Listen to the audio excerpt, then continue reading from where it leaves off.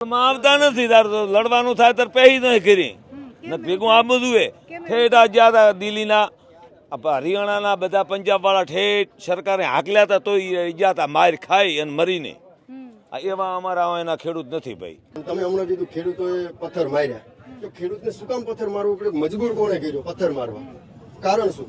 કોઈ ખેડૂત એવો તો છે નહીં. અમારે એટલા કામ હોય છે ખેતરમાંથી નવરાજ ન થતા અમે પથ્થર મારવા ક્યારે જશું? મૂળ પથ્થર મારવો પડ્યો એટલો એને મજબૂત કર્યો. ખેડૂત છે એક જગતનો તાજ છે, એ કોઈને મારવા ઉપર ના જાય. મારવો ક્યારે ભર્યો?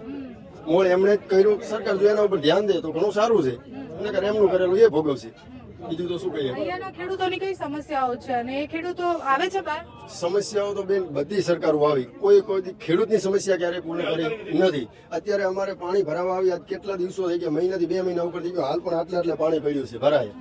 અને ખોટું હોય સરકાર આવીને જોઈ જાય. હમણાં સરકાર એવું કહેતી હોય છે કે અમારા ભાઈ સર્વેમાં તમારી મગફળી નથી આવતી. પાણી ભરેલ છે એમાં મગફળી આવે ક્યાંથી? એ તો કોઈ જોતું જ નથી. તો એમનું કેવું એવું થાય ખેડૂત ખોટો, બીજું તો શું એમાં. અને અમારે એ રસ્તે હાલવાનું કાયમને માટે. અમને તો ઉપરવાળો આપશે એ છે કે એમના ઉપર કોઈનો આધાર હોતો નથી. ખેડૂત છે એ કાયમને માટે ખોટ ભોગવતો જ હોય છે. કાયમને માટે ખોટ ખેડૂતને જ આવે છે છેલ્લે. બાકી આ રાજનેતાઓ આવે એમનું અત્યારે બધા રાજનેતાઓ આવશે, ઓલી મિટિંગો કરશે, આ કરશે, છેલ્લે એમનું રાજકારણ કરીને જતા રહેશે, ખેડૂતોને રસ્તે મૂકી દેશે.